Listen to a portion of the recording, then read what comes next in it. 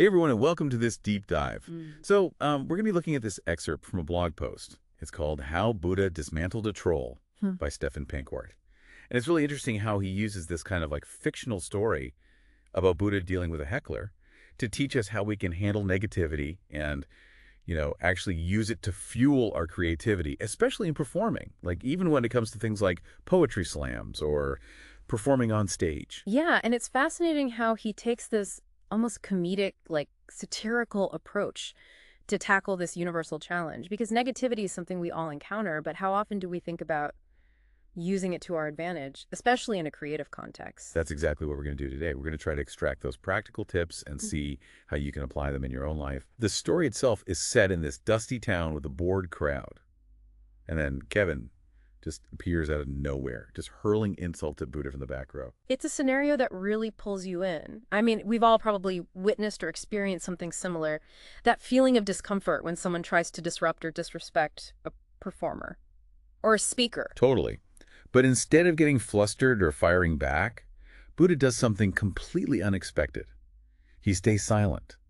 Just complete stillness. Wow. It creates this amazing tension. The author even jokes that even the flies stopped buzzing. They thought they missed something. That's great. I love that. It's true. What's interesting here is the power of that silence. It's not just about being passive.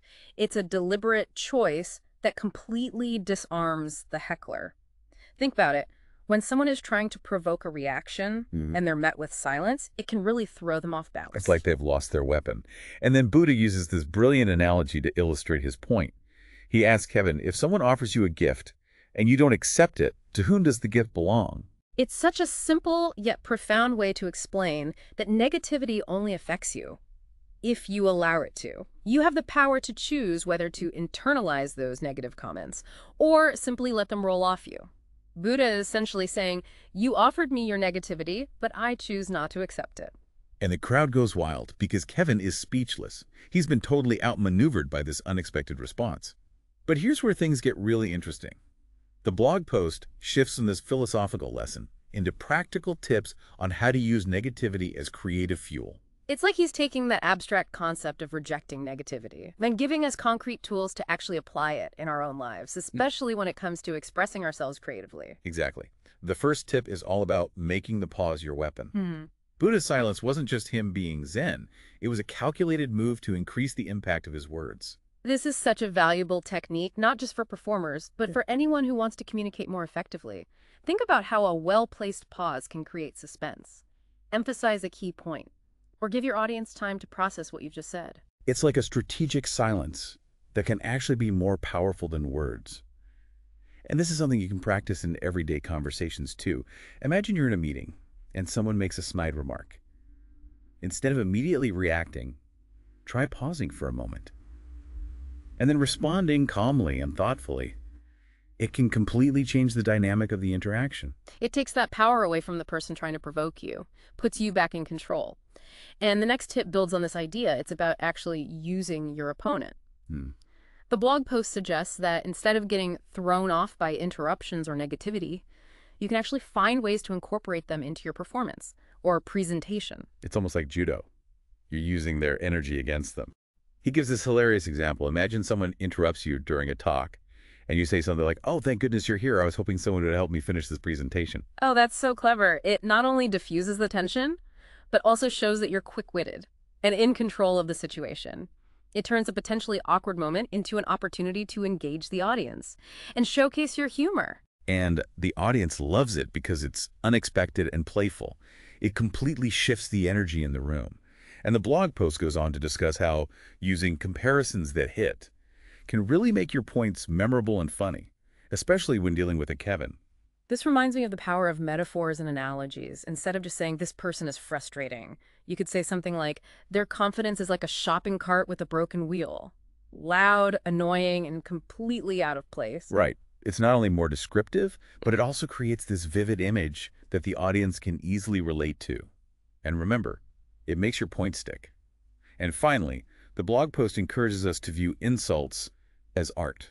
That's such an interesting concept. Instead of letting those negative words hurt or define you, you're choosing to see them as raw material for creative expression. It's like taking something meant to harm you and transforming it into something beautiful and powerful.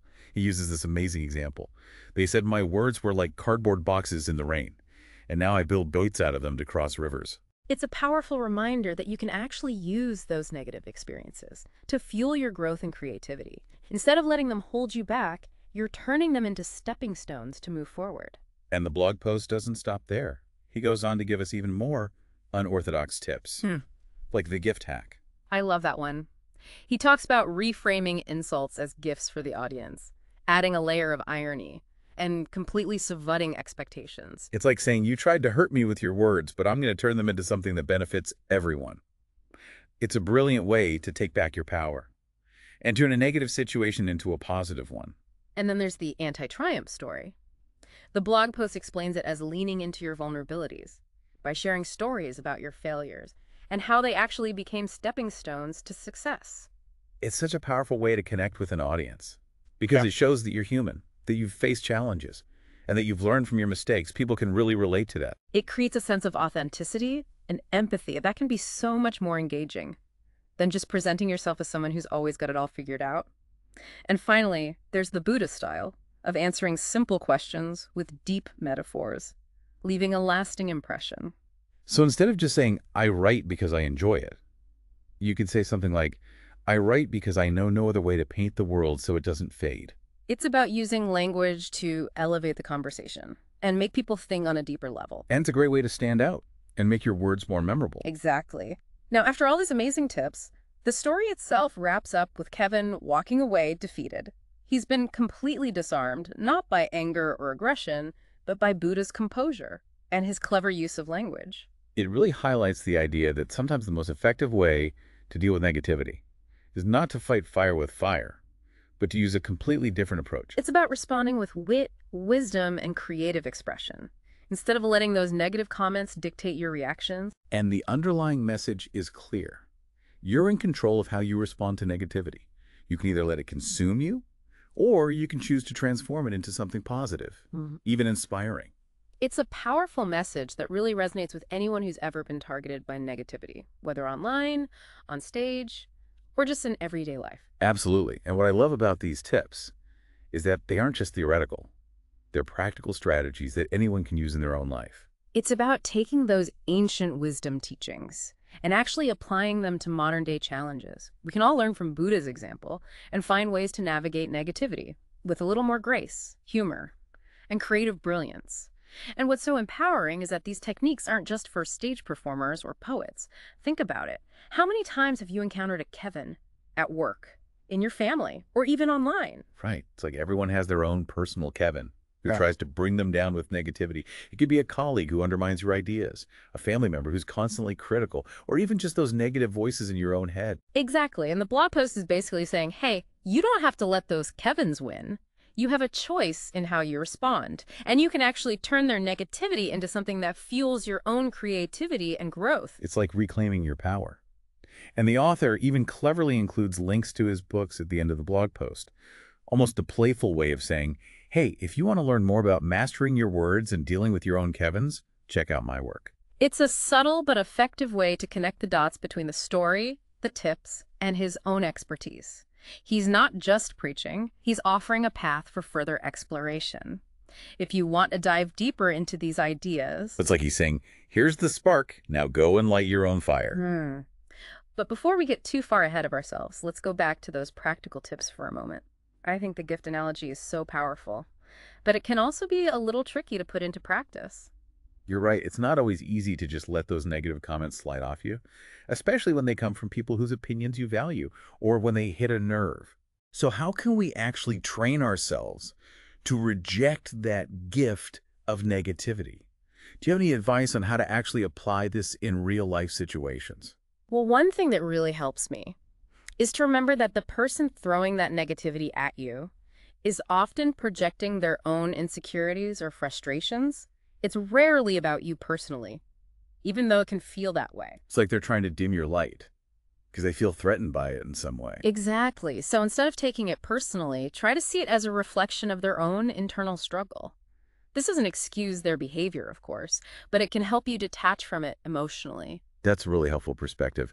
And the next time someone tries to hand me that gift of negativity, I'm going to try to see it through that lens. as their issue, not mine. It takes practice, for sure. But the more you do it, the easier it becomes to let those negative comments roll off you without letting them impact your mood or your sense of self-worth. And if you can master that, you're already halfway to becoming the Buddha of your own words, right? But let's be honest. There are times when those negative comments really sting, especially if they come from someone you care about or respect. Absolutely. And in those cases, it's important to set boundaries and communicate clearly that their negativity is not acceptable. You can still be compassionate and understanding, but you also have the right to protect your own emotional well-being. It's about finding that balance between responding with grace and not letting yourself be a doormat. Exactly. And sometimes the best response is simply to walk away from the situation or to limit your exposure to that person's negativity. You don't have to engage in every battle that's presented to you. All right. It's a good reminder. We don't have to prove ourselves to anyone. And sometimes protecting your peace is the most powerful move you can make. But what about when you can't just walk away? Like if you're in a work situation where you have to deal with a difficult colleague, or if it's a family member you can't avoid. Those are definitely trickier situations. But even then, you can still choose how you react to their negativity. Remember the tips about using the pause, reframing their comments, and even using their negativity to fuel your own creativity. It's like finding those little pockets of power, even in challenging situations. And the more you practice these techniques, the more confident you become in your ability to handle those Kevins gracefully and effectively. And that's what ultimately leads to that sense of inner peace that Buddha embodied. It's not about never experiencing negativity. It's about choosing how you respond to it and not letting it control you. And that's a journey we're all on, right? It's about constantly refining our approach to negativity, learning from our experiences, and finding what works best for us in each unique situation. It really is. So as we wrap up this deep dive, I want to bring this back to you. How can you apply these insights from how Buddha dismantled a troll to your own life? That's the golden question, right? We've explored all these fascinating tips and techniques, but how do they actually translate into real-world action? Exactly. It's one thing to understand the concepts, but it's another to actually put them into practice, especially when you're faced with negativity in the heat of the moment. Right. So let's think about a time when you felt attacked, criticized, or maybe even just a little bit drained by someone else's negativity. It could be anything from a harsh online comment to a difficult conversation with a coworker. Oh yeah, we've all been there. It's that feeling of your energy being zapped and you're just left wondering, like, how do I deal with this? Yeah. So what can we do differently, keeping Buddha's approach in mind? Well, first, remember that you always have a choice in how you respond. You can react impulsively with anger or defensiveness, which often just escalates the situation. Right. You can also choose a more mindful approach, like Buddha did. And that doesn't mean suppressing your emotions or pretending that everything's fine. It's more about taking a moment to pause, breathe, and really consider your response. Yeah, exactly. It's about responding, not reacting. And that pause can be so powerful. It gives you time to detach from the initial emotional sting of the negativity and allows you to see the situation more clearly. It's like creating that space between the stimulus, the negative comment, and your response. And in that space, you can decide how you want to engage, or if you even want to engage at all. And that's where those practical tips come in. Think about the gift analogy. Are you going to accept that negativity and let it weigh you down?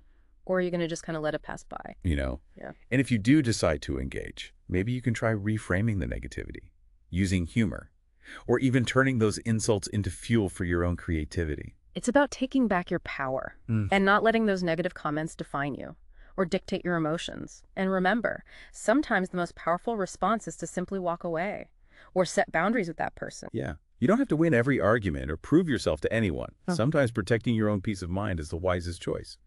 So, what's your biggest takeaway from all of this? What's one thing you want listeners to remember about handling negativity? I think the most important thing is to remember that negativity is inevitable. We're all going to encounter it at some point in our lives.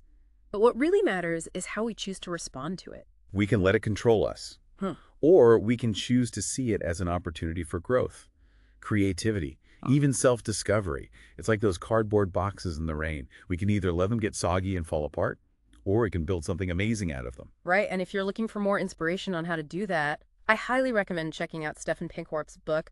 It's called Poetry Master. It's a great resource for anyone who wants to learn how to harness the power of language and transform their words into art. It's a reminder that we all have the power to be creative, to find our voice, and to use our words to make a positive impact on the world, even in the face of negativity. So be creative, Stefan. Until next time.